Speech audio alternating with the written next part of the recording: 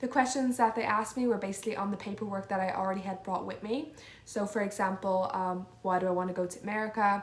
Do I have a job? Do I have, and explain about it, what I will be doing? Do I have somewhere to live? Hello and welcome back to my YouTube channel. In this video I'm going to be speaking about the H2B visa, in particular the visa embassy appointment.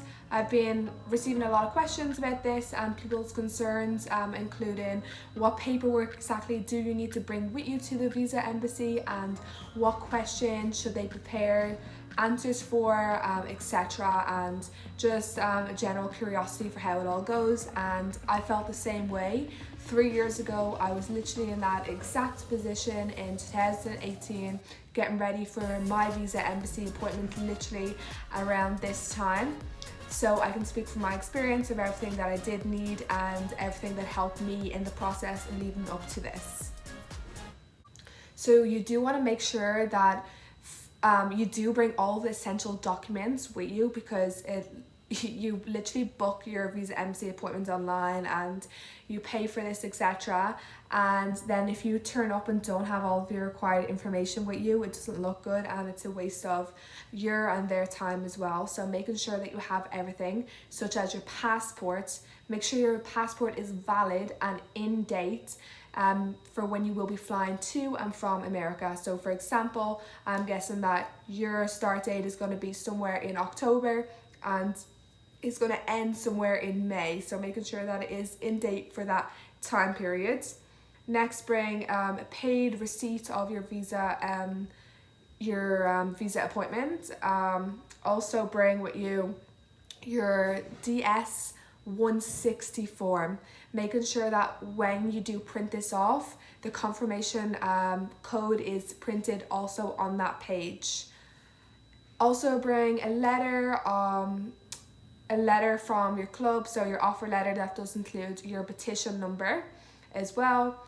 And bring one photo, so you need to bring one passport size photo of yourself. You can get this taken in your local pharmacy or chemist, etc. They're going to need this for creating your new visa in your passport, all going well, which I'm sure it will if you've already got to this stage and bring everything that you need to your appointments. Another thing that I brought with me that I don't recollect they actually asked to see, maybe they did, I can't remember exactly, but was Garda clearance. So I went to my local guards or police station and I got them to run basically to show that I'm clean, my criminal record is clean, and just I had this document with me. So it's a great thing to have as well, because you can't exactly get into America if you have a bad criminal record on this visa program, etc. And then a couple of additional things to bring with you I brought was my social security number. So in Ireland it's called something slightly different, but in America it's called a social security number. Your identity number that you do have for your country, just to prove who you actually are, I guess. Contact details for the work that you will be going over to. So bring the contact details to your employer that you'll be working under, and for the club that you'll be working under as well.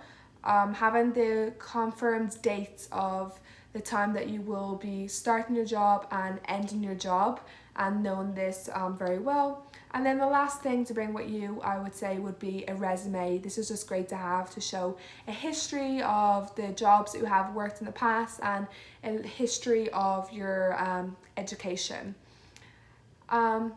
Once you have all these forms with you, next would be just prepare for a couple of basic questions. Honestly, I didn't get asked anything too crazy. I was very much in and out with my visa embassy appointment. It really didn't take a long period of time at all. The questions that they asked me were basically on the paperwork that I already had brought with me. So for example, why do I want to go to America? Do I have a job? Do I have, and explain about it, what I will be doing? Do I have somewhere to live? Do I have a criminal background? And they just basically want to find out that my intention is what I am presenting to them. So my intention is, as what my visa says, temporary non-agricultural work. So emphasis on the temporary, that at a date legally I will enter back into my own country and not overstay my visa illegally. That's not something that they want to hear at the visa embassy interview, obviously. So a piece of advice I would say is, even if you do plan on extending your visa, which I actually have done, I've extended my first initial 8-month visa into staying in the US for up to 3 years. So my time's almost up here. It's been 3 years literally like that in a flash. I cannot believe it. It's actually quite terrifying to know I'm coming home to reality soon. And I don't know what's actually coming next for me. But anyway, probably don't tell them that. That was not my intention at first. They don't really want to hear that you're going to try and stay for as long as you can, or that you want to live in America. Save these thoughts basically for, I guess just don't share these thoughts. Make sure that you have some prior commitments that you could say that you need to come home for. So for example, yeah, visa end date's in May. You can tell them that in June or July that you have a wedding you need to be home for, or even in May that you have something, a family event or a job opportunity lined up for you that you do need to be home for. Other than that, I didn't really get asked a whole lot of other questions. It was more just so on confirming that I do have all of the correct information that they do need to process this for me, because at the end of the day, when you go to your visa embassy interview, they want you, like, they're not trying to trick you. They just want a fast, smooth process. You're coming with your paperwork and telling them what they want. They're trying to basically just make sure that what you're saying is legit and true, and that you do have the information to back that up. The last tip that I would say for this would be to